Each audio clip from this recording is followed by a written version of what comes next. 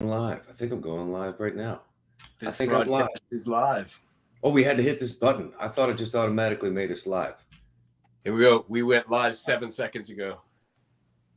Yeah, but then I had to hit this button. I'm new to YouTube lives, so this is gonna be maybe a little bumpy to start, but we'll get there. Dude, I am a Luddite. I can't even believe I made it onto this thing. I think Ryan, you're Ryan. I think Oliver is having some kind of a technical issue. He said he clicked the link and he doesn't know what else to do. Yeah. So I had to go to Safari because I'm via Safari, and I had to allow access to camera and microphone, which may be the problem he's having. It may not be letting him. It's weird. Yeah. How are you? Weird. We might have to hold his hand and walk him through this together. Yeah.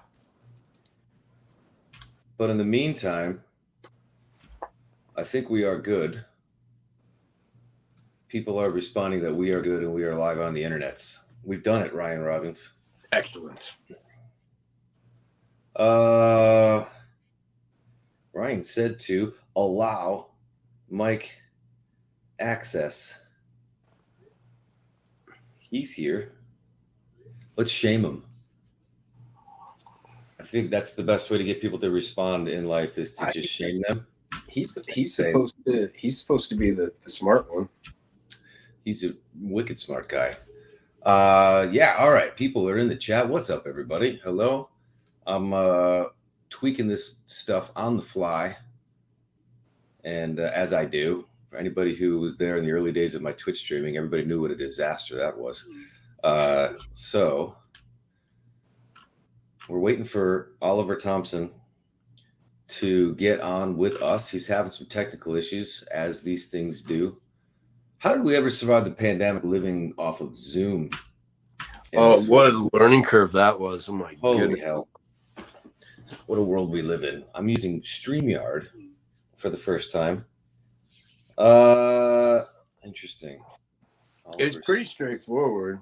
Yeah, you click a link. He says he's watching us, but it's not asking for access or anything. Well, enjoy the show, Oliver. Oh, my Lord. Holy hell. I'm going to say hi to some people while we try to figure this out.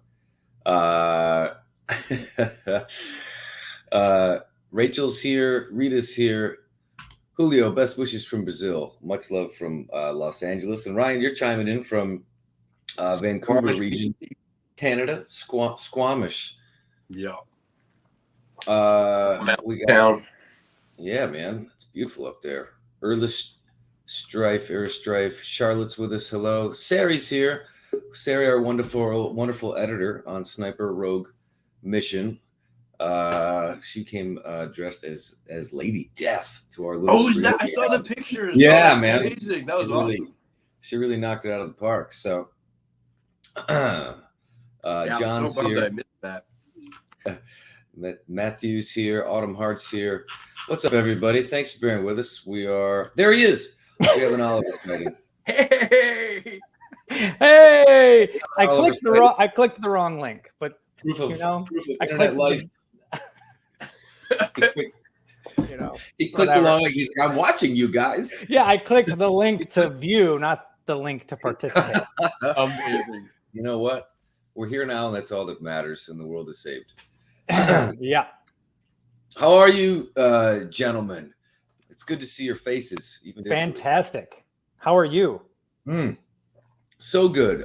So everybody who's in the chat, if you know, you know. If you don't know, I am joined today by some special guests. My brothers in arms in Sniper Rogue Mission. My co-star, co-lead Ryan Robbins, wonderful actor, plays Agent Zero, and our visionary director, writer, producer, composer.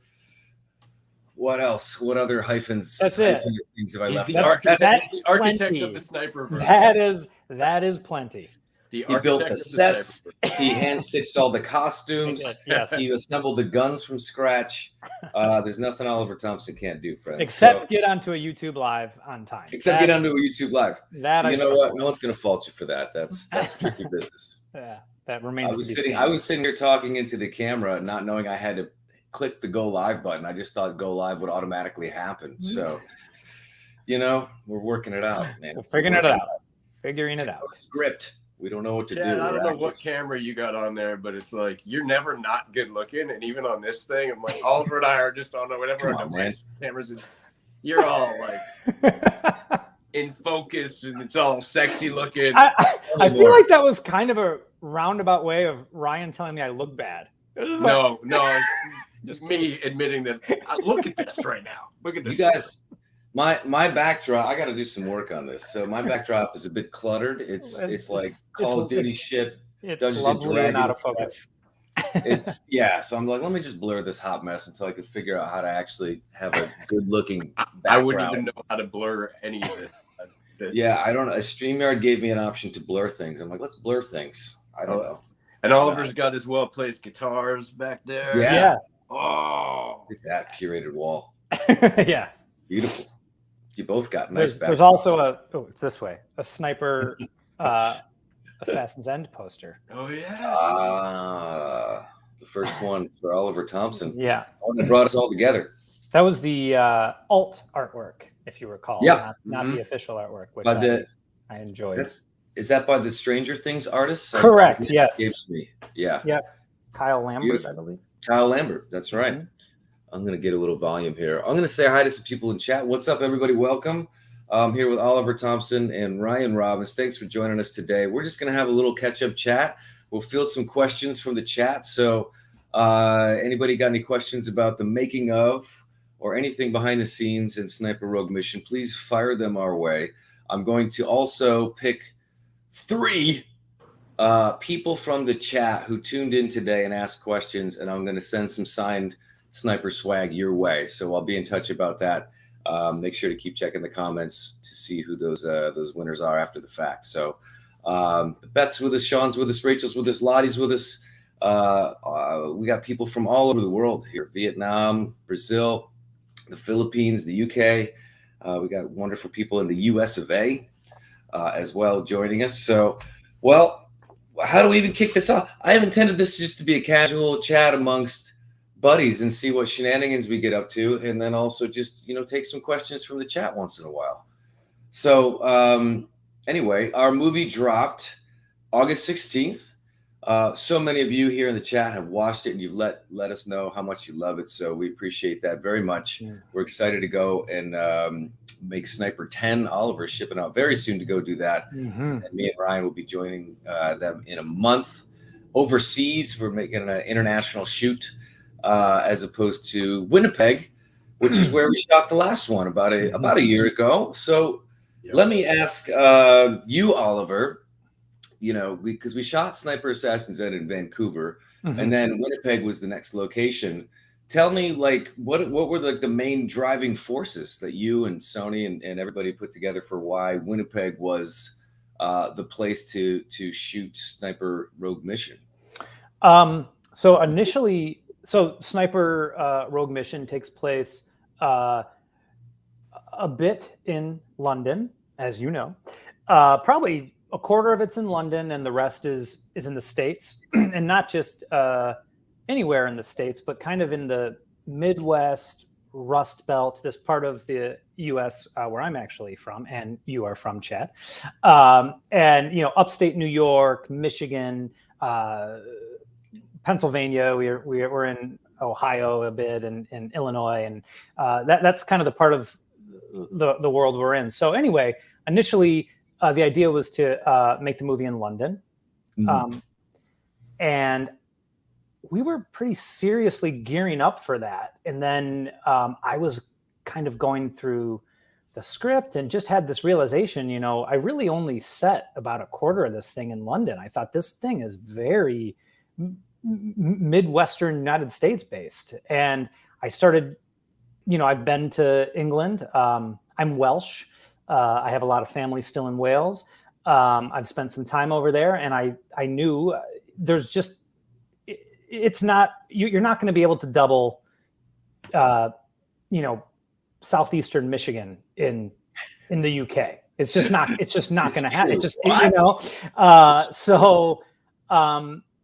so we realized it's probably going to be a lot easier to double London somewhere in North America. And that's when I remembered a Sony movie that had shot in Winnipeg. I believe it was like the remake of The Grudge I had seen, and I spoke with Daniel, our exec at Sony, about, and that looked very Midwestern United States to me. And so I called him and said, hey, I got a kind of a crazy thing, but I think we should pivot and shoot in Winnipeg. And he was quiet for about 5 seconds, and he said, he thought it, and he was like, all these boxes are checking why this was a great idea. And he said, I think this might be the first time that a director has ever called an exec and said, hey, can we not shoot in London? Can we go shoot in small town or something? Well, but it worked perfectly, and it's what I needed, Right. But COVID complicated things, as well, because I know the UK, they had it pretty rough over there. And I think that there was maybe some complications about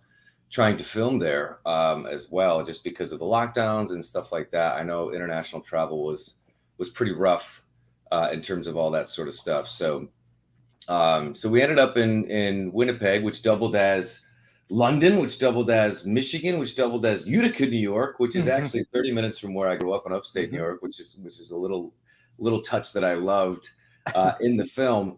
And Winnipeg's got, it's like the prairies, right? So the wind friggin' rips through there, and we're really far north, obviously. And I think everybody was kind of bracing themselves for some brutal weather, but we had the opposite of brutal weather up there, man. It was unbelievable.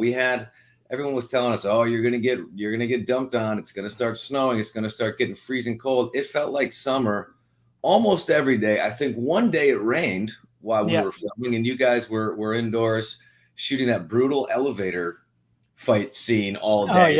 Oh, yeah. So we lucked out on getting soaked on that. And then what was like the week after we left, that's when the snow came and just crushed the place. So we had a really blessed. Yeah, we had like beautiful summer weather. It was absolutely fantastic, and it was an awesome place to make a movie. It worked perfectly for our creative needs as well as our production needs. I think it was fantastic. Not to mention the cast, like how lucky do we get? Like you found that we were able to get a lot of local talent in the film because they're just so good. It's such incredible.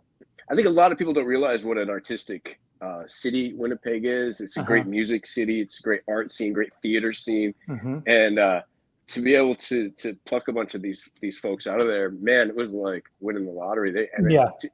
To a person, phenomenal, each one of them. Absolutely, yeah. It's an awesome town, and my personal, my favorite 70s rock band, I've been saying it since I was 12 years old, is from Winnipeg, the Guess Who. Probably my favorite singer. Nice. It gets up between Burton Cummings and Eddie Vedder as my two favorite lead singers of all time. So, good choice. I mean, they're just so interchangeable, those two. You just can't even tell them apart, really. Can't tell them apart. We had a really there's a lot of questions in the chat, so hope I can find them all and get to them all. But Maria Machado from Uruguay loved the movie, and she wanted to know in general, how did you decide, that the script, the movie, the plot, the storyline was going to be like this? She's saying that it's it's totally different from the other movies, and I know that starting with Sniper Assassin's End, there was kind of a conscious heading in a new direction in terms of what we were doing. Obviously this is Lady Death, Agent Zero, Brandon Beckett. They're all kind of a team for more or less for the second time, at least an uneasy team at first.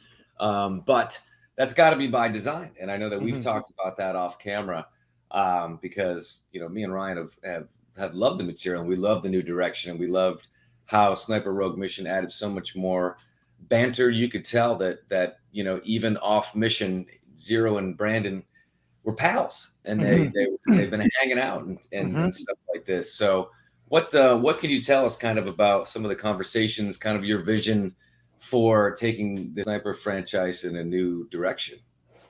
Yeah, so definitely I'm glad that you like it. That's fantastic. Thank you. And I think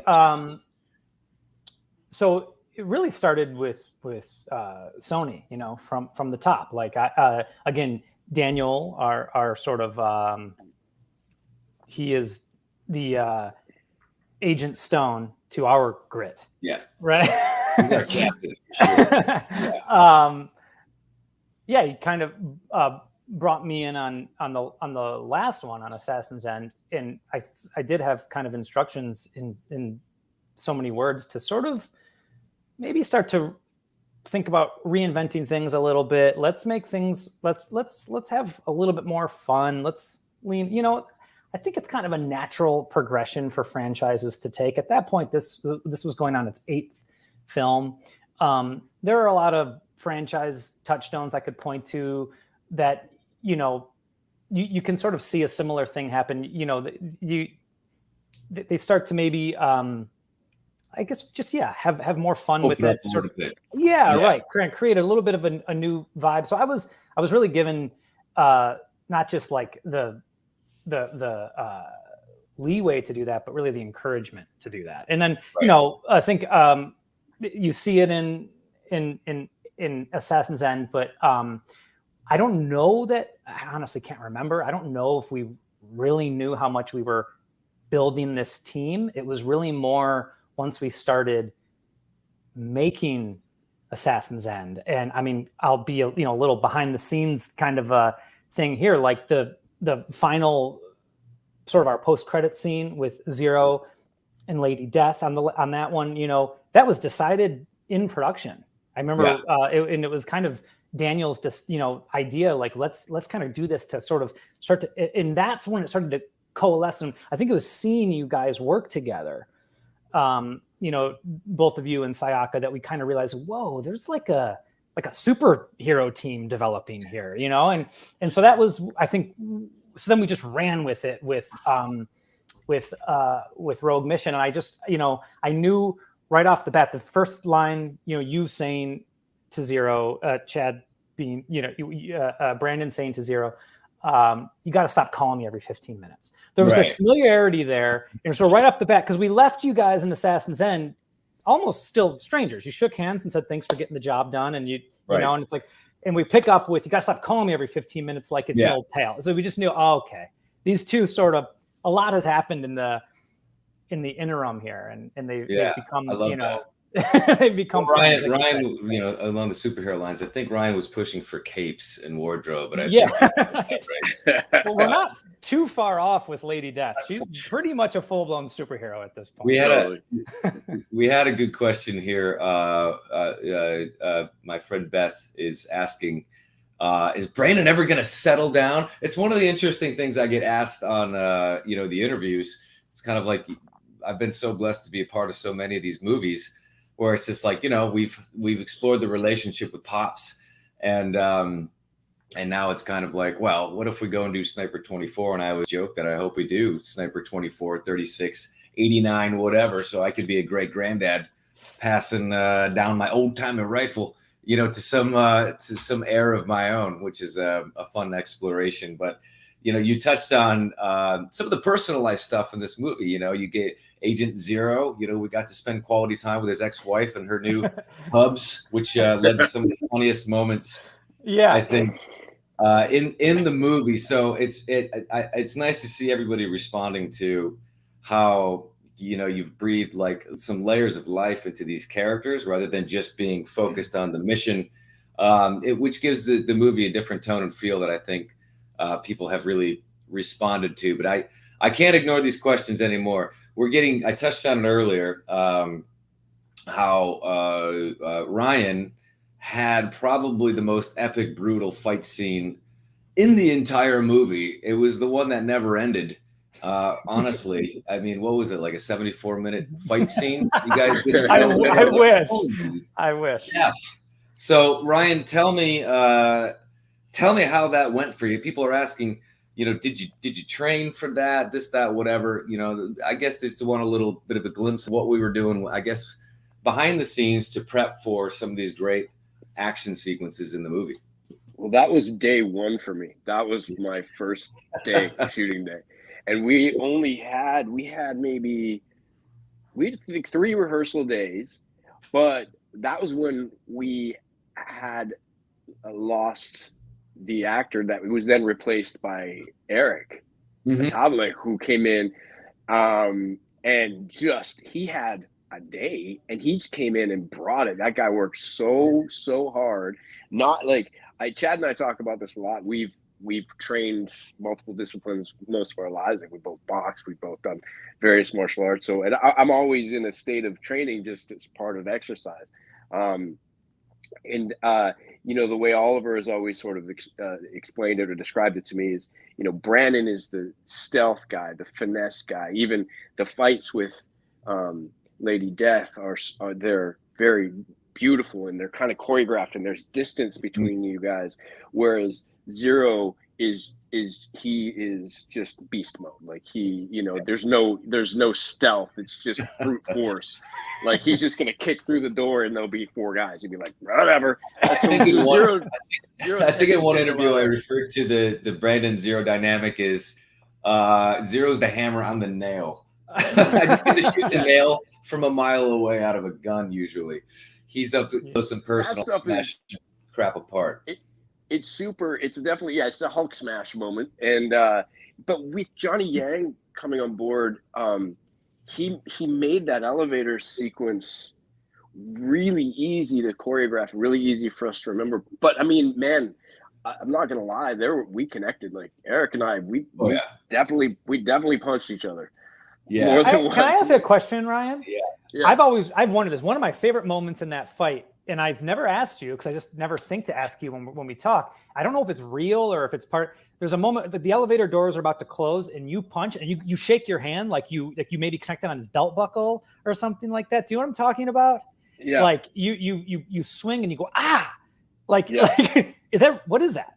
I just thought I've been in fights and sometimes it hurts. Okay, so that was part of it. Like, that was. Yeah, I just thought it would be fun. Like, it's amazing. I absolutely love that you did that. I think, but I just never knew. Like, wait a minute, is it real? Are you or I think I missed him and I supposed to hit the wall or something, and we had rehearsed enough times, and when we'd had the elevator and we rehearsed, we were hitting the wall and we were getting pretty banged up. And at one point, this is funny, I wish Eric could tell his side of the story, but we were fighting and it was close. It was sort of after I threw the knee and he cracked me. Like, he just punched me right in the face. and I just looked at him and he looked terrified. He just looked like, shit, I cannot believe I just punched this guy in the face.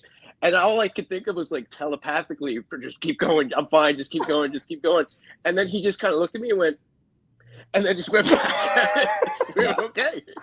And from that moment, we were in it. Like, I love that. And, you know, as much as you rehearse and you know, Ryan, you know, as much as we love to do our own stunts and rehearse and be as prepared as we can, you know, we're not professional stuntmen or, you know, fighters. So it will get sloppy. It'll get messy. And I think the joy of that elevator fight you had was it did get sloppy. It did, you know, you guys were banging into walls, bouncing off each other. Of course, you're going to connect a little bit, which I just think adds to the gritty realism of it. You know, that's a street fight. That's how it happens. It's not clean.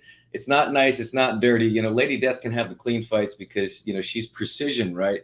But I love the sloppy feel.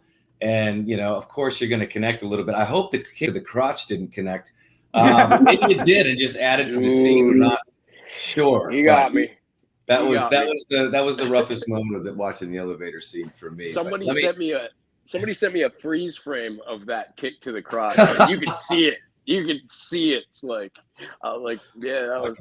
And then we also had, like, our stunt doubles just jonesing in the way, just waiting to get in there, and you know, bless them. You know, when they did get in there, they killed it. We had, like, Jack Kingsley and Colby Chartrand, but there was just not a lot of opportunity to insert the doubles. We're in an elevator. The cameras were close. Like right there, and so we just went for it. It was, That's amazing. What a fun sequence. We did 12 and a half hours. We shot that. Something like that. Yeah, they shot that. It was basically a whole shooting, and it turned out so well. And I was so entertained by the final result because I know how hard that those things are to prepare for, to pull off. And, you know, you definitely leave bruised, a little bit battered, sometimes a little bit bloodied on accident, but there's I such was just satisfaction. I was super jealous about your fight scene in Assassin's End in the forest. And I was saying, Yeah. Oliver was like, that was like one of the best fight scenes I've ever seen. Of course, you guys doubled down on it in Rogue Mission. The alley fight was amazing. Like, we went from a beautiful trash forest bag to a dumpster back But alley. That's you fine. guys get these great fight sequences, these beautiful dances, and I was like, I want one of those. And Oliver's like, good, you're getting one. It's in an elevator. Yeah. Oh shit. I'm gonna hop in the chat here because we've got some special friends. Everybody in the chat, we are joined in the chat. Bay Deriz, I don't know how to pronounce Bay's last name. Darius. Bay Darius is one of the producers, Oliver's producing partner, one of our producers on Sniper Rogue Mission. He's asking the question everybody wants to know: Sunkissed or Fanta? I think we answered in the movie. Thank you. I mean, yeah, and our mystery captain over at Sony, Daniel M, is in the chat as well. He wanted everybody to know that that elevator set in the hallway where Ryan did that massive fight scene, that was built from scratch. We were in a soundstage, and so they literally, we weren't in an office building renting space. You know, they built that set and then, you know, did their best to absolutely destroy it and run through it. You think maybe they would have padded the walls for it? No way, man. Realism. In their defense, the floor was padded. The floor was a high dance because our faces, all the faces had to hit it so many times. That's a fantastic set. One more shout out. I mentioned her earlier. Sari Tiersky is our wonderful editor who Daniel and Oliver worked hand in hand with to help this movie come together. So everybody, please throw a little round of applause, some emotes if you're on your phone, to Daniel M and Bay and Sari, because they were so instrumental in bringing this to the big screen for you all here. So much love to them. We would not be making those movies without all their collaborative efforts. No way. But we do have another important question along those lines. Sean Jarvis wants to know who can do more push-ups, Chad or Ryan? Me. Come on. At least throw me into the mix, like as a sympathy thing. Sean, you just did. People are dying for Chad. Yeah, baby. So many messages about you and I competing in various realms of things. I was like, who can do? That's a good question. I'll probably go with Chad on that one. I don't know. A push-up seems to be more of an endurance thing. I think Ryan could push a bus off his chest and I couldn't, but maybe I'd have him beat in the reps department just by like one or two. But a great question. I think that's fair. Your cardio is way better than mine. Yeah. So now me and Ryan are going to be, out pushing up against each other on this next film, and it's going to be great. I'm kind of curious. I'm not a big push-up guy. Yeah. Earless Rife wants to know, Agent Zero, if you're cornered and you need help, who would you rather choose as a partner, Lady Death or Brandon Beckett? I'll just remind you on whose YouTube live you're on right now. That's an unfair question. Yeah. Ryan, who do you love more, your mom or your dad? Right. I know, right? Hilarious. Oh no.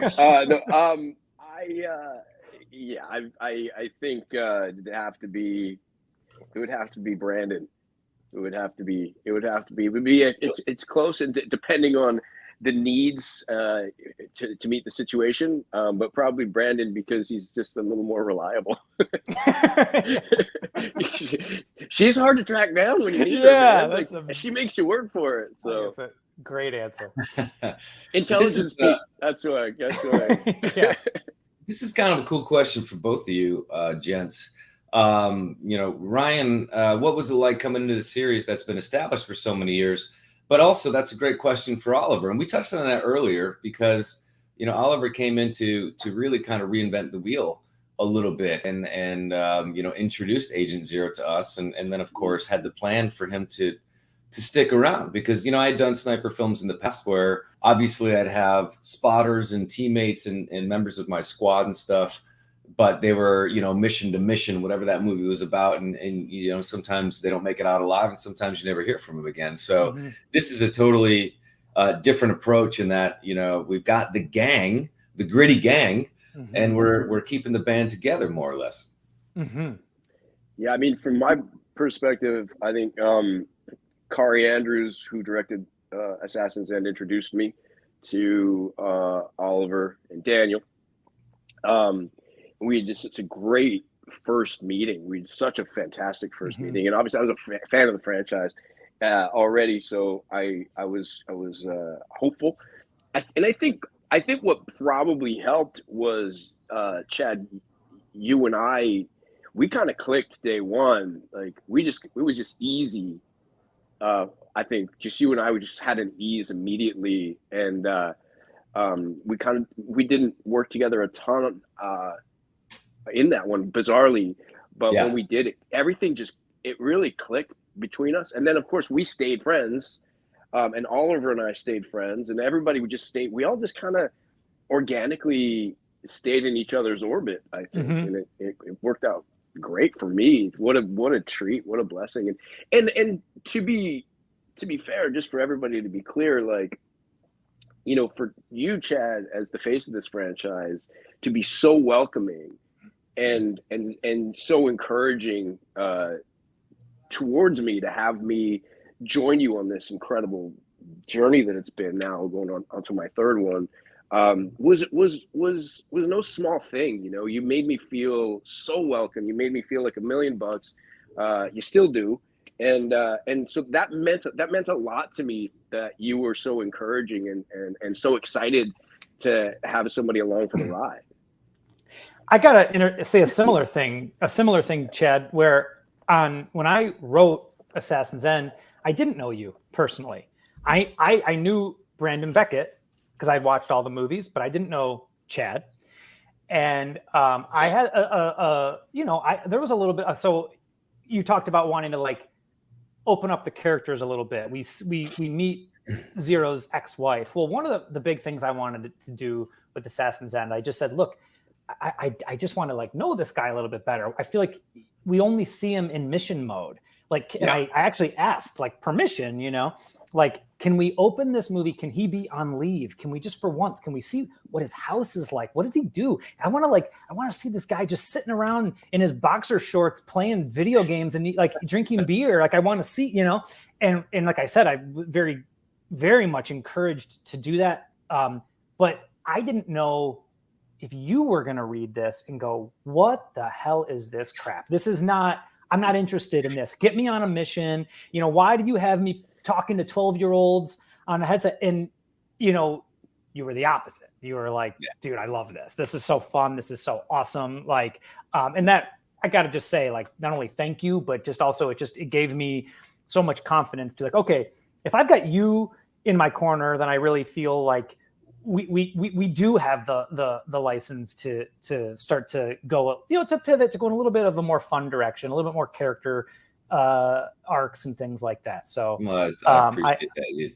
It's very flattering from you both, and I do appreciate it. You know, I like I said before, I'm very fortunate to be a part of a movie franchise that keeps going. You know, and not just that, but one that I, like Ryan said, I grew up on. Like I remember watching, you know, the first and the second, the third ones really vividly when I was younger. So it's been a real blessing, and I think that you know, as an actor, when you're, you know, a lead, and Ryan knows this as well as anybody, it's really important to set a tone. It's really important to make people feel welcome and remember names, and that's a very underrated part of working in this business, because it is such a team effort.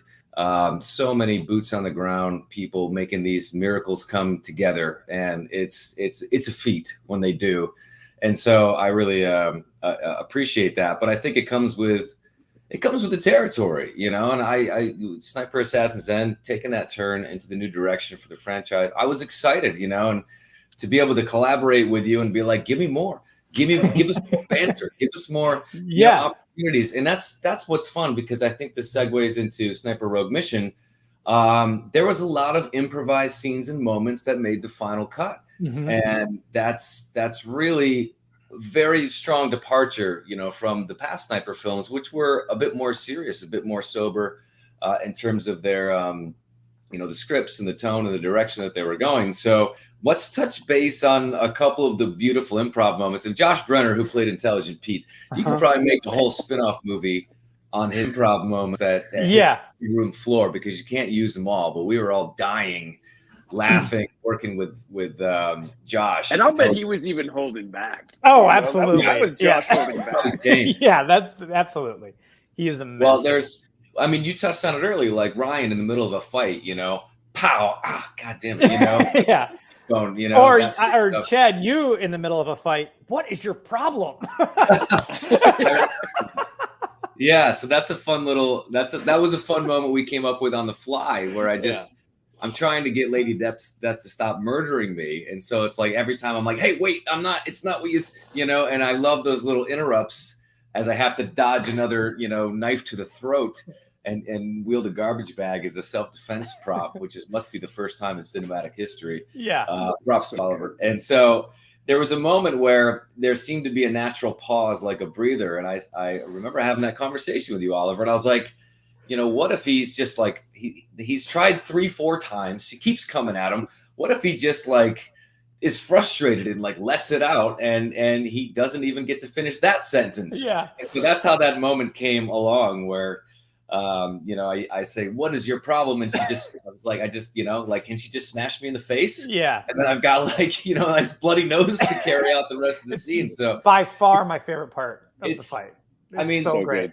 It's the script was so fun, and so much of the scripted moments and the banter and everything else was just totally on point. But I think that we had even more fun, and I can probably speak for me and Ryan both, to be able to play a little bit and to come up with some things that we thought would serve a scene or serve a script. And you were very open-minded into discussing that stuff with you, because I know you had a very specific vision for this film, and that's all, your stamp is all over it, and it's incredible and it's blown people's minds. But you were also collaborative in a way that allowed, you know, me, Ryan, whoever, to have those little moments where it's like, I think this would be funny, you know. And as an actor, we want to offer that, right? And if it makes the final cut, great. If it doesn't, no worries. Honestly, like I said, I think I can't. I mean, seriously, the handshake, those are like my 2 favorite moments of those 2 films. and they're like the 2 little kind of improv moments, like you said. Yeah, you got to welcome all that stuff. And then Sari and I have the difficult task of sitting in the editing room and figuring out which ones make it and which ones don't. You know, but I think, you know, it's. That's just a matter of, you know, like you said, you wish you could include them all, but that's for the gag reel. I do have to say, Oliver, it's a testament to your writing, because someone was asking me, there was a scene in Assassin's End, the restaurant scene, Vince Gale, and people were like, how much of that was improv, ad lib, and how much was scripted? I was like, it all started with the script. I don't know. I can't tell you if much of that was ad lib, because that scene was already written. Like we talk about, Oliver writes banter really well. It's something to do with your siblings or something. I don't know what that is, but you write in a very conversational way, and so the humor's already there. So sometimes it'll sound like we're ad libbing, but it's not. It's scripted. It's absolutely scripted, which encourages us to go further with it, because you've already set it up, and then when we start playing in the scene, we'll just see what other little thing pops here and there. But that thing when I had the scene with Vince Gale, and I said to you, like, Vince doesn't break, like, the guy, you cannot make this man laugh, he is such a pro, and you lit up like a Christmas tree. You're like, we're gonna try to break him, and then you're like, okay, so wait, just hey, you walked up to me and to Kari, and you're like, hey, right, just like grab the food off his plate, stuff like that. And he never flinched. No, like he never. But like some of those. But we tried. We tried, but some of those lines of dialogue, even in that one, where you were sort of feeding me some stuff, like, oh, what about, you know, try this, you know, like you're gonna. I'm really busy. You're gonna have to make an appointment with my secretary. Yeah, is he available Tuesday? You know?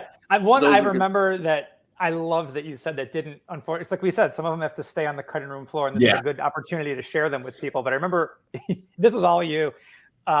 You're talking with Agent Clover about how you had checked in with the Josh Strayhorn, I believe, the accountant, and he was sick. And you're like, yeah, you're like, I visited him at home. He really is sick. His whole face, one big bed sore. And Hilarious. like, damn, why didn't that make it? It was so good. We're getting one big bed sore. We're getting some comments, and I definitely wanted to talk about this because I think that it was so, it was so impactful for the overall tone and feel of this script. But Rachel is giving you a shout out, Oliver, on the music and the songs. We've seen that in the comments below here all throughout. And let's just hi to some people. Juliet is with us. Emma, Rita, hello, Rachel, Lottie. Thank you for joining us with Ryan Robbins and Oliver Thompson from Sniper Rogue's Mission. We're talking about some of the music, which I think to me was, watching this for the first time, I was blown away because the way the sound comes together, and some of the most impactful films we see, and I there's Tarantino vibes in Sniper Rogue Mission, the way that he beautifully merges unique score and sound with songs. And we can't go very far talking about the music without talking White Dragon. This blur effect's killing me. No, we White can Dragon. see it. So we got to tell people about the legend of White Dragon, because I was wearing this shirt in Sniper Assassin's End. And you were in like that exact one, right? Like that's the one. It's hanging together literally by a thread, but it's still with us. But you had this beautiful transition moment where you had this like almost like hard rock metal band like playing an original song, and then you transition to what they're listening to on the radio. Yeah, the right. Heavies when they're driving to do their thing. And I love that moment because I'm such a rock and roll metal guy, and I love how you incorporate that stuff. So White Dragon, if for people doesn't know, it's like this is Oliver's band. Like fake band I created for the Sniper. Yes, like it wasn't. Yeah, he created White Dragon, the band, with real life musicians, obviously, doing original music for the Sniper franchise, and that's so. There was also, I think, one of the character name escapes me, but the tech guys with the webcam girls. Wasn't he rocking a White Dragon T-shirt, yes, or someone was? Was it Simon? Simon was a huge White Dragon fan. So these yes, Easter are so fun, man. And so tell us about the composing. Tell us about the original, music that you put in, because it's one thing to write, direct, produce, work in the editing process, but then also compose a score and also create and incorporate original tracks. And Ryan's a musician as well, and I know Ryan likes to play. I'm not musically talented at all. You guys have amazing hobby. Like Ryan builds like custom motorcycles out of his freaking garage and plays guitar, and I play Call of Duty once in a while. Like I don't know that I have any cool skills like you guys have, but tell us about the music process a little bit here. Well, White Dragon started honestly because of that shirt that you're wearing. So there was some discussion. I think it's like the stupidest thing. I think I wrote in the script that you're wearing, like you're sitting there playing video games, like in your boxer shorts and an old Metallica T-shirt or something. Yeah. And it was like, I have some. Yeah, and it was kind of like, well, look, we can't use a real Metallica T-shirt. And I'm like, no, that's just like colorful script language. It doesn't, that. And it's like, well, but what should it be? And we got to thinking, and I was like, well, I love this like inner universe fictitious stuff. I always find that stuff really, really fun. Like stuff that doesn't exist. It only exists in this sort of movie universe. So I thought, well, let's just create our own band. And it was just going to be for the shirt. And White Dragon seemed like a funny name because the 80s had White Snake, White Lion, Great White. And it was like, why isn't there a White Dragon? So, and so like your shirt, if you look at the back, it says it's the world tour, I think from 86, or maybe it's the US tour from 86. Yeah. So it was the 1986 US tour. The album they were promoting, as it says on the shirt, is In the Teeth of the Master. And so it just became a silly prop, a piece of costume. And then we were, kind of talking about music for the movie. And I don't know, I think it was Kari who was like, Oliver, you should write a White Dragon song. And I'm like, all right, challenge accepted. And so I did, and it made it into the movie. And then so I think it just became like a gag. It's like, well, we got to do this again, you know? So now we got to create someone's got to be wearing a White Dragon shirt in Rogue Mission. We picked Simon. It just kind of seemed kind of funny that, you know, it's not just Brandon. Like, this is a big band. A lot of people like this band, you know? Yeah. And his shirt is like from the World Tour in 1981. It's like kind of the early days of White Dragon. And anyway, that's how there's going to be one in the next movie too. I promise. I love it, dude. You know, bring it on. We had a screening this past weekend. And as I was leaving the Sony lot, you know, being able to see the movie on the big screen and really hearing that sound coming through, Dolby surround sound style, movie theater style. A couple of the guests that I had were like, that was just like channeling serious Ronnie like James Dio vibes. Totally. Yes. Like, yes. You know, is it Brandon Bauman? Yeah. What's the name? Yeah, the he's singer. The singer. Yeah. Like really, really throwback Ronnie James Dio type Totally. vibe, which I just love, you know. That was a very conscious thing that person hit it.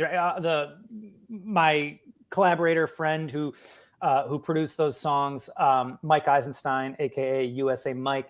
I came to him and I'm like, yeah, man, I want them to be like, they're like an Iron Maiden, but like early Metallica, like, you know, they're like, I think they were super into Maiden, but then they kind of started to hear what was, because I have like this whole mythology in my head. Like, I know the backstory. I love it. And I'm like, you know, they started to like hear what Metallica was doing with like Kill 'Em All and that kind of found its way in. And then he listened to my demos, because they exist as demos with like me singing and playing all the instruments and stuff.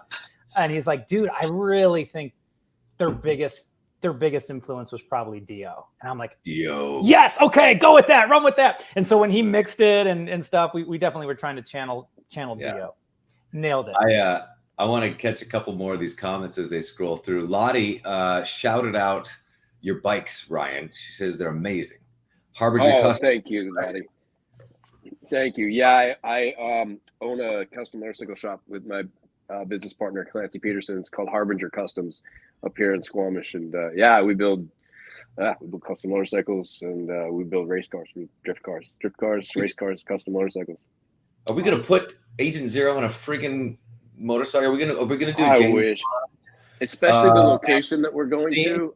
The location that we're filming the next one in, I would love to be on a motorcycle so bad. On the spot. I feel very on the spot. All right, well, let's get there and talk. Let's see where can we sneak that in.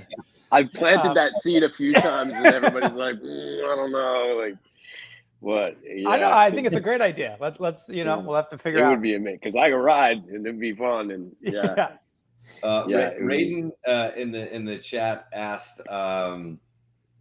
Intelligence Pete shortened his IP. Was that an intended computer joke?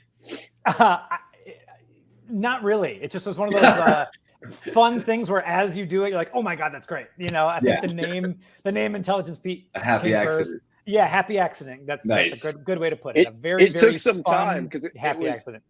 Yeah. By the way, Intel Pete. Yeah. IP. Yeah. And then Lady Death became LD. Yeah, Brandon, calling Brandon BB is kind of BB. BB. Yeah, it's not going to have the same ring to it. I'm BB guns. I'm seeing Bay and Daniel freaking out about all the motorcycle talk in the chat. By the way, so we're good freaking out or bad freaking as producers on the film. We put Lady Death on a motorcycle in Assassin's End. Yeah, she's going down a rock quarry on a Ducati. Why can't Zero? Yeah. Right now, Bay and Daniel are just thinking insurance. Exactly. Yeah, liability. Sarah is suggesting a Vespa, which is very international Mediterranean appropriate, by the way. How dare you? I think that we can really. I see a moment for some humor. Turquoise green. How dare you? Little moped. Oh my God, we have to put you guys on Vespas. And then just both Lord. of you. I don't like where this slowest is. chase Okay, ever. This is all your fault, Lottie, with your, flattering Ryan about his motorcycle. Yes. Now we're off in Vespa world. Slowest chase scene ever. I do like Vespas. They're really cool. They are pretty sweet. Yeah. So let's talk about, one of the absolute joys and delights. I mean, we, like Ryan said, we had a wonderful cast. I know Jocelyn Houdon came on and did a wonderful job as Mary Jane, one of the surviving webcam girls who, we try to protect and work with, who has her amazing hero moment in the end, which I thought was fantastic. But then also Josh Brenner, Intelligence Pete, who's got, a long history of comedy credits. He's a very funny guy, very cool guy to work with. So you had worked with him in your previous film, right? And by the way, check out Oliver's previous film, Welcome to Happiness. And about going from Welcome to Happiness to an action movie. Bit of a departure, yeah. If you're looking for an action movie, don't check it out. It's not an action movie. It couldn't be further from that. But different variety is the slice of life. I think I just made that saying up. I don't know if that's really it. There we go. Thank you. Spice of life. The slice of spice. Splice. The slice of life. I'm one letter off. I mean, that amounts to an autocorrect at this point. Yeah. What was the question?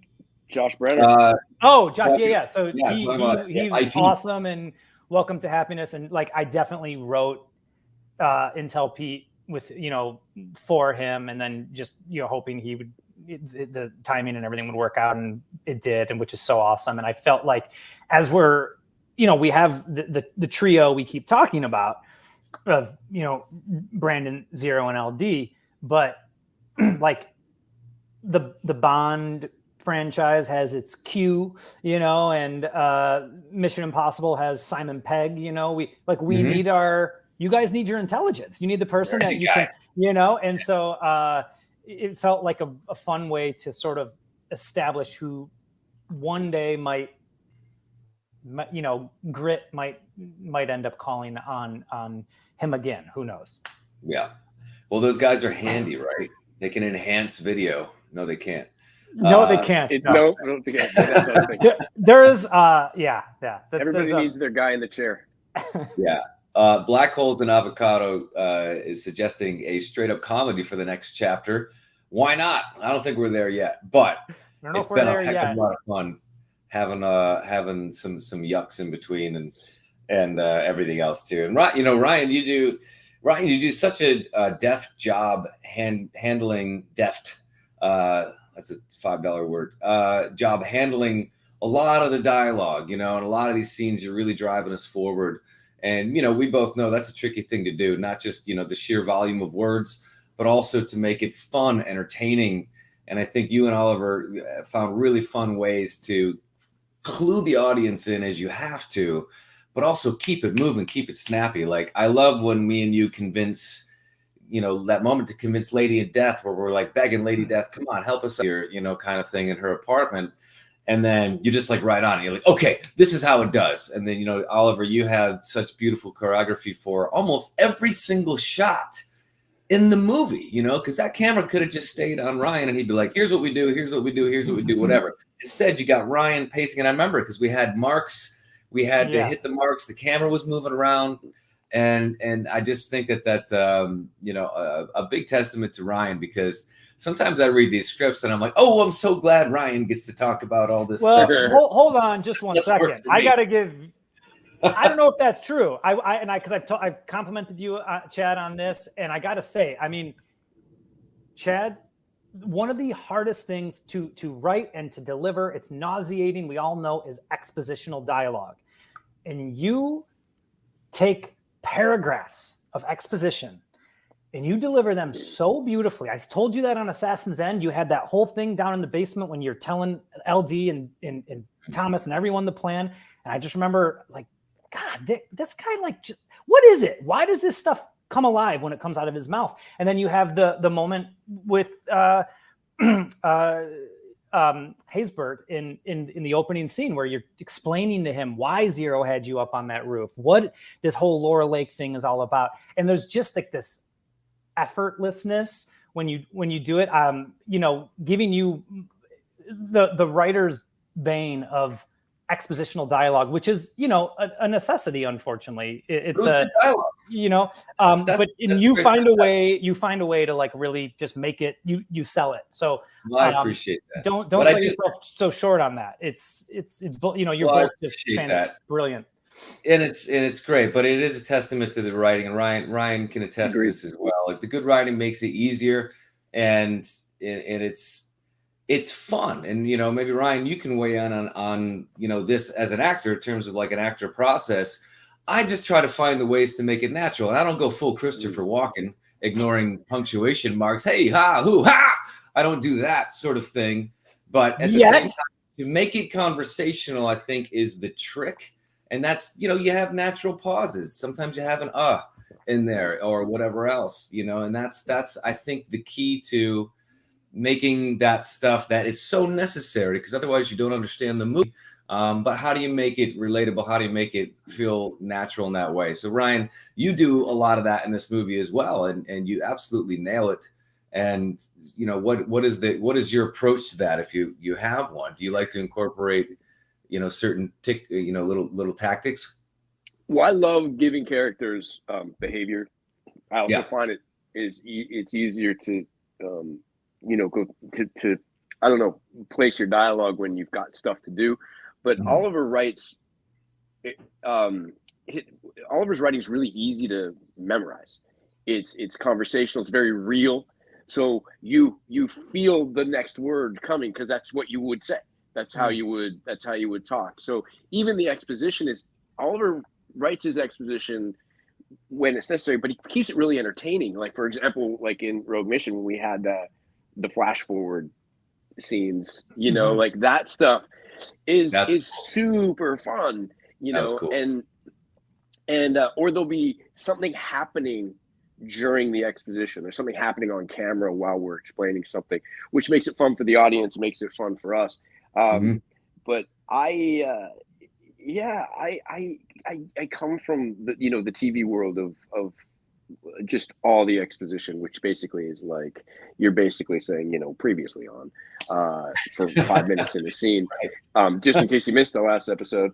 So you're right, Chad. It's like the challenge is to make that interesting, especially thinking. I often think as an audience, you know, how's this going to translate to the what's the audience going to see on the day that they're watching this, you know. But to that end, I've said this in multiple interviews about Rogue Mission. I had no idea what Oliver was really shooting visually, and I loved it. When I saw the film, I was like, that's what we like I was saying to someone, I was like, just Chad and I up on like near a rooftop, and I don't even know where the camera is. It's really far away. I'm okay, sure, Oliver, whatever you want. And we just do it. And I was like, I didn't question anything. And then I see that shot, that very old school homage that I loved so much that I stopped it, I rewound it, I stopped it, I rewound it, and I was like, that's what you were doing? I had no idea. I remember when you said that to me. That was great. Can I ask a question, Chad? I know you probably have a lot of questions in the comments, but I'll allow it. You mentioned something I want to ask you guys as a fan, and I want you to forget Oliver, the director, because I don't want there to be a bias. Chad, you were mentioning like camera moves and hitting marks and stuff. How do you guys like that as actors? Is that a huge hindrance? Do you hate that? Oh God, I've got to like think about hitting a mark. I've got to think about that. Do you want to like, what is that like as an actor when a director comes at you with, there's going to be a mark here and the camera's going to be there and you got to make sure you say this line here? What's that like for your process? Go ahead, Ryan, because I know that you were when it's creatively motivated. When it's creatively motivated, I'm all for it. When it's just do it because it's going to look cool, but it doesn't make any sense to character, it doesn't make any sense to story. That's harder. That's a harder pill for me to swallow. I really lean towards believability in everything, even if it's something completely ridiculous. It has to be grounded in some sort of believability for it to be entertaining, it to be sincere.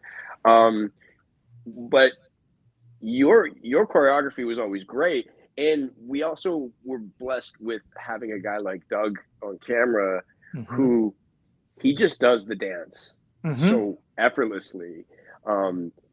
working with Doug as an operator, it was almost like having another cast member, maybe. I don't know. It was real easy. Doug has a real quick shorthand. He doesn't over explain. He gets to the point, what you need, and the way you two work together was so great. That I honestly didn't notice. It never felt like, I've been on those sets where it felt like this just feels wrong. Like, it doesn't make any sense. I can't make this make sense. But it never did. And then also the other thing is, if Doug sensed that I was, I can't speak for Chad, but if Doug sensed that I was like uncertain, but keeping my mouth shut, he'd be like, and then he'd show me the shot. He'd just play it back for me and be like, "Oh, now I get it. Oh, now I get it." I mean, along those lines, Oliver set us all up to really, be heroes. We each had, as part of a montage, some little fantastic bit of business where he set up some hero shots for us. I remember mine. And you were excited, Oliver. It was one of the most excited moments I remember on set with you. You're like, dude, you're going to love this. You're going to love this. I'm going to make you look so badass. And like, you had a camera on a slider, and out of focus. And, you just see me like this. And then the camera pushes in, and then I drop the gun and just kind of look like hero shot, up. And I was like, oh my God. Let's just make a whole movie of you making us look great like this. Oh man, we need more behind the scenes footage on this next one, just for those bits of Oliver. Or the other one is like, this is going to be in the trailer. Yeah, for sure. This one's going to be in the trailer.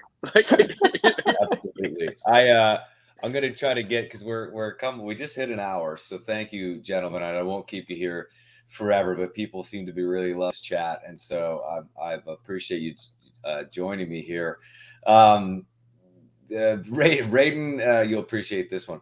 Raiden in Dalsano Gaming, Oliver, he's asking if you'll please make me have a mustache for the next movie so I can look like I did in Shooter and Call of Duty Modern Warfare. So, but it makes me look at Ryan's completely healthy lumberjack beard and just like, makes me sigh because I just can't.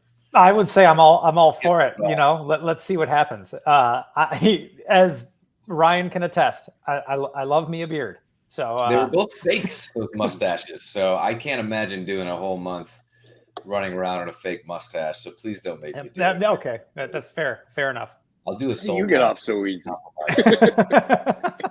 It's John over in the UK wants to know if in Sniper 10 we're going to see Zero and Beckett at a shooting range. And then being one up by Lady Death. Kind of do that. You can't do that. No way, John. No way. Zero delivers at the end of the movie though, with his clutch sniper kill moment. I mean, I don't want to give any spoilers, but I just want to say to that question that in 10, I mean, kind of.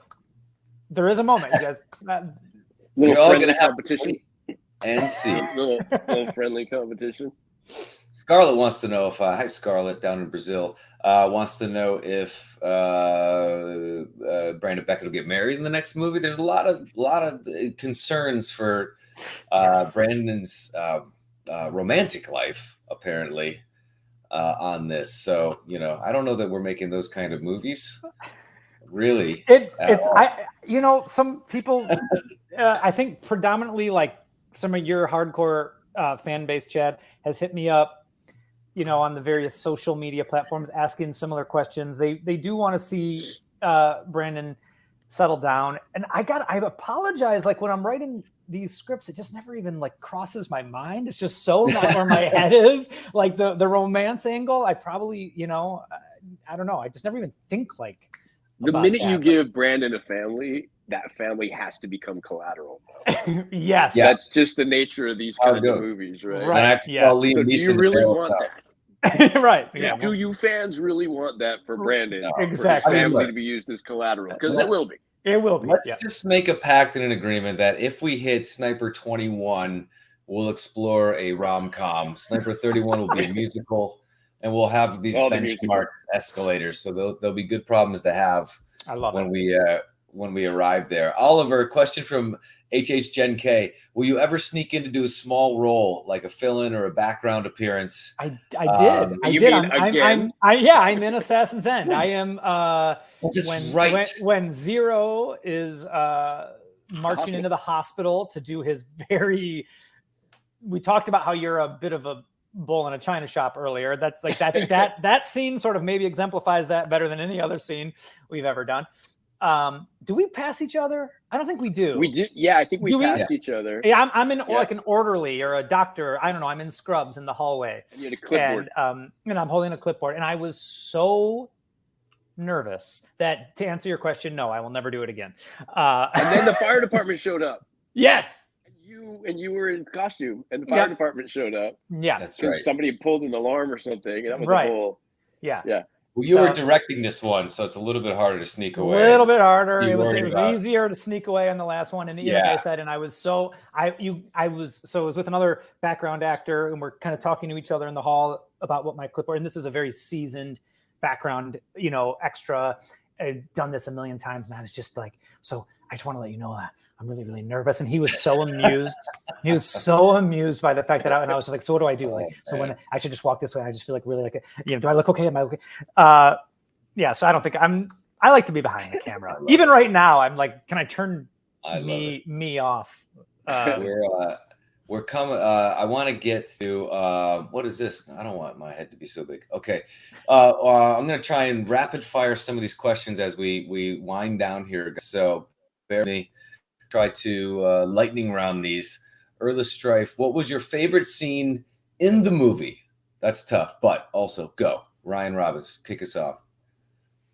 Oh, I mean, I guess the elevator fight scene was super satisfying, and it turned out so well.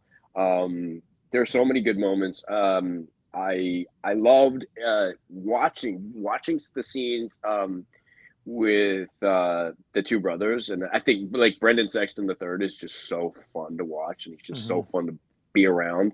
I think those were good. I loved the bad guys. I thought the bad guys were good. I thought the bad guys did a phenomenal job. Yeah. What about you, Chad? I will say, man, it's hard to pick just one because I just relished every scene from such a great script. But I really enjoyed, and we haven't talked about him very much on this chat. I really enjoyed doing the scenes with Dennis Haysbert.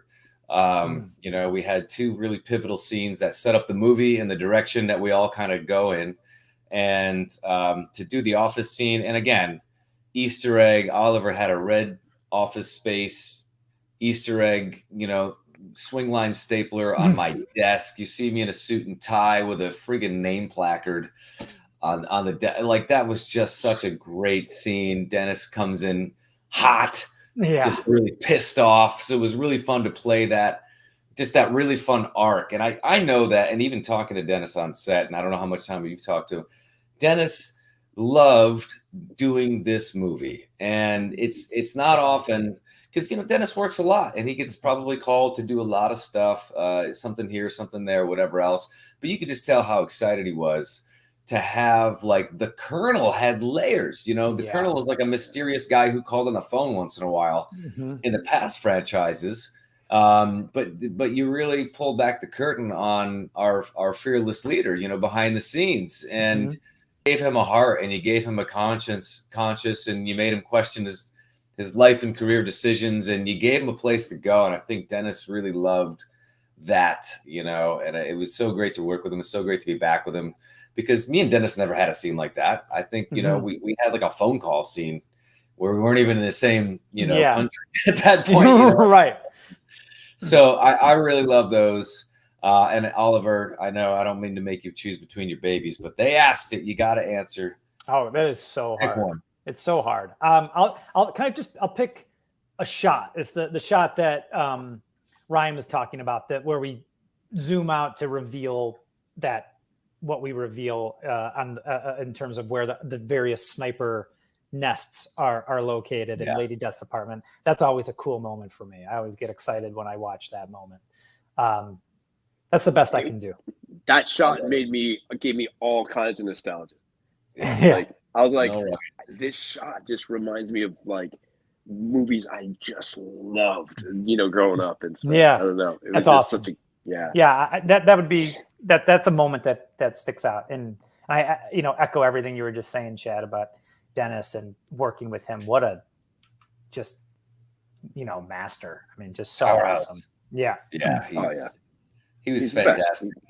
Yeah. I feel so lucky because I having gotten the opportunity to work with Tom Berenger on Assassin's Head and Dennis Haysbert on Rogue Mission, it's just like I just ask questions and I just listen. I just like, please tell me stories. I just want to hear all the stories. Like Dennis's Major League stories, and oh my goodness, they're just so good. And Dennis's taste in music is right up my alley too. Yeah. So we were loving Rage Against the Machine guy. He loved some Rage. Yeah. That was cool to discover. Scarlett wants to know. This is funny. Scarlett wants to know if what does Ryan do in the gym to keep up with me?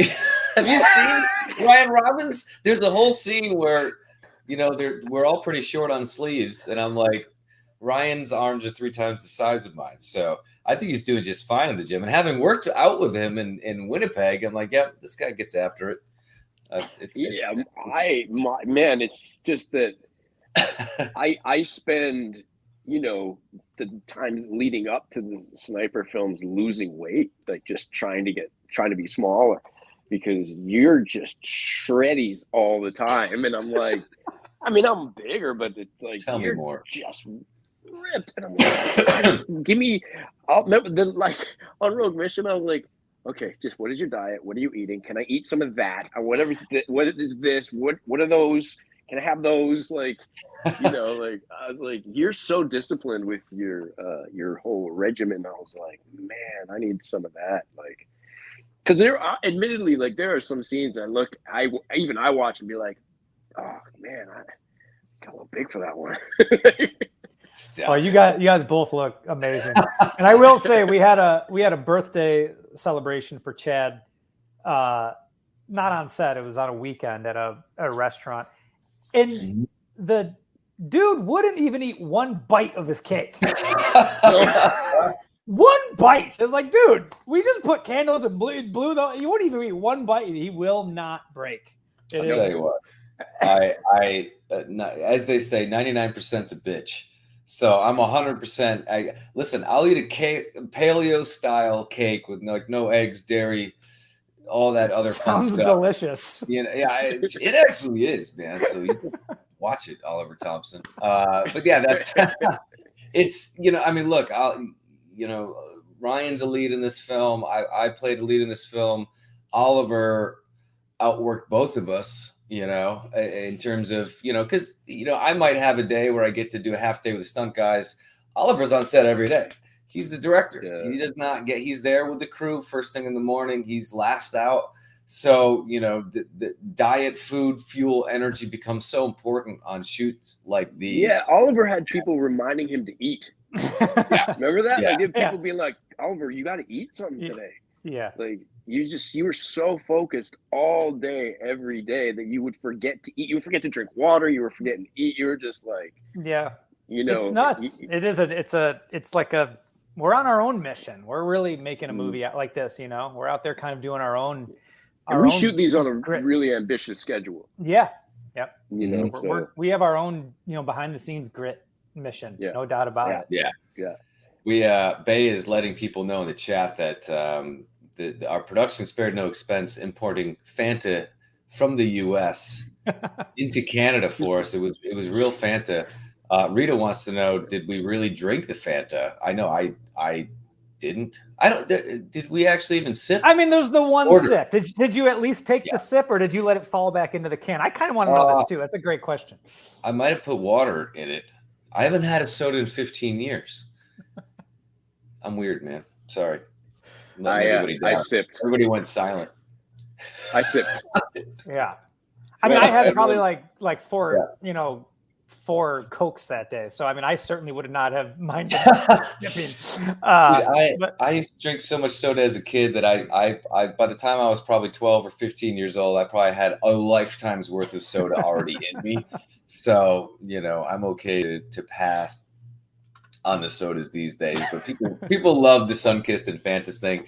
And that brings us to like, that's such a regional thing, right? So growing up upstate New York, like where I grew up, it's soda, right? You push into Western New York, it all of a sudden becomes pop. And I think from Western New York through Michigan and maybe all the way until you hit like the Western Seaboard, it's pop. So what is it, Oliver? Is it a pop guy, a soda guy? So I mean, Intelligence Pete says pop. He Yes. says I have orange pop because he's in Michigan. You know, and so yeah, growing up as a Michigander is absolutely pop. I grew up in a household with a non-Michigan native mother who said soda. So I think I had soda. I had pop in the world and soda in the home. So I can go either way. We say pop up here. It's pop. We say pop, and by the way, it's Orange Crush up here. Orange Crush is good.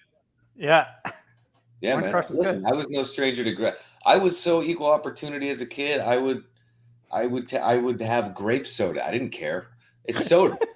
it's sugar in a can and it's bubbly and it kind of hurts going down. And I was like, I want more. I was probably doing like 2 to 4 sodas a day. Yeah. Nothing's better than a cream soda, though. That's good stuff. Cream soda. Good stuff. Yeah. Very good. Always the favorite. Always the favorite. I'm going to wrap this up. Thank you to everyone who joined us today in the chat. This is my first YouTube live, so obviously we hit some speed bumps, but I think we powered through. We got Oliver on here. Ryan got on here. I hit the live button. So we've all learned some things today, which is great. So thank you to everybody who's watched Sniper Rogue Mission. For those that haven't picked it up, you can pretty much get it anywhere. Hold on 1 second. I need to delete this. What have I done? Hide. Anyway, finishing the way it began. Yeah, I was trying to put something in the comment just as I'm talking about how this has gone pretty smooth. I've messed up a comment. So pinned at the top of the chat is order links. If anybody hasn't bought, watched, rented our movie Sniper Rogue Mission, please do. I think you really enjoy it. We just watched it on the big screen. It friggin' holds up. It's amazing. It's meant for the big screen. It just feels so epic, and with the sound and the amazing score that you put together, Oliver, really, and I kind of say this, and it's become a little bit cliche, but I really mean it. The last one I make is always my favorite because I feel like the bar has been elevated a little bit more, and I feel like Oliver, you elevated the bar 2 to 3 times, moving from one to another. So I can't wait to see how Sniper 10 goes for us, and we're all leaving very soon to do that. So thank you both for joining, and I really appreciate it. I know everybody here in the chat appreciates hearing these behind the scenes stories because so much goes into this. We could probably do a live for 5 hours and never run out of stories. Yeah. So absolutely. Maybe we'll have to do a round 2 somewhere down the road and gather up some more questions. I hope I got to everybody's questions. I tried to see them all. So anyway, I'll sign off now. Thank you, Ryan Robbins, actor. Where are you on socials, buddy? I know I try to tag everybody, but Instagram is Rain City Ryro, and Twitter, if people still do that, is at Ryan Robbins. And really, that's all I got. Check him out. Ryan is a very talented, very successful, constantly working actor, and makes friggin' motorcycles from scratch. Ridiculous for me to think about because I can't even ride one. And Oliver Thompson, I know you're not a big social media guy, but I don't know if that'll change now that you're friggin' going onward and upward in the directing space. I doubt it, but I am on there. I don't do much on it. I apologize. I try. I wish I was better. It's all good. I can't. I think it's just Oliver Thompson, Oliver_Thompson. I don't actually know that. And I don't have a Twitter or. You don't? I know. I might have some Oliver Thompson. I don't know if it was me. You're welcome, stranger Oliver Thompson. I don't know what's up with your music. Like, if you put music out in the world, can people go check that out somewhere? No, not really. I used to be pretty active in bands and stuff like that, but a lot of that has sort of had to go by the wayside. But I get my music fulfillment now with everything we've talked about, whether it's White Dragon or just getting to do the full, instrumental score and all that stuff. I'm plenty. These get used plenty.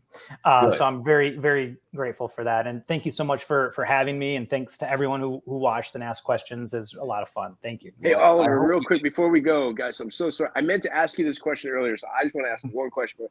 When you're composing, when you're talking about the music, are you formulating music in your head while we're shooting or while you're writing, or do you wait until the film is done and then start composition from there? Or do you always have ideas going? Yeah, that's a great question. And the answer is actually that I don't have anything in mind while we're shooting, which maybe seems surprising considering it seems like I would, and maybe I should more than I do. It sounds like you do. I don't the final product, it fits like in a way that you pre-planned that, but right? You didn't. Well, I appreciate that. No, I don't at all. I don't like at all.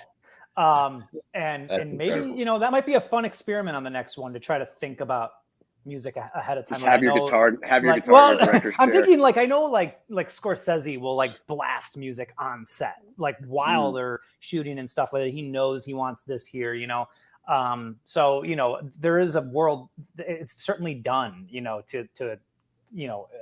to some degree. I think that would be very cool. But for me, so far, no. It's just I focus on the shooting and then figure the music stuff out later. Well, it's working. Thanks. Great question. Obviously, you guys are musically inclined, and I'm not. That's a fantastic question. Good to know. Maybe one day we'll have a Sniper franchise soundtrack. Yes, that'd be cool.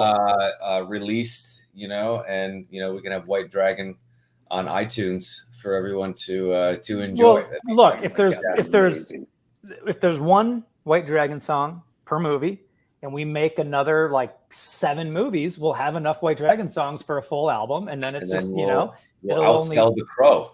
Yeah, best rock soundtracks of all time. Okay, I'll let you both go. Thank you. Check out Oliver's previous feature film, Welcome to Happiness, which you see Josh Benner, Intelligence Pete. Mm-hmm. And Brendan, who's our guildie. And Brendan. He's in it as well, yeah. Nick Offerman and fellow great cast. So stay tuned for some fun stuff on Sniper 10, which will be out filming soon. Ryan is on everywhere, all the TV screens and all the movies. Follow Ryan to get some updates on his ongoing TV and film adventures. And check out his friggin' motorcycles. Buy one. I don't know. How much does it even cost? Not much, right? That's not important. What you got? Okay. All right, everyone. We will say goodbye. Thank you to everybody in the chat. Again, thank you guys for joining, and I can't wait to see you all soon. Make it awesome.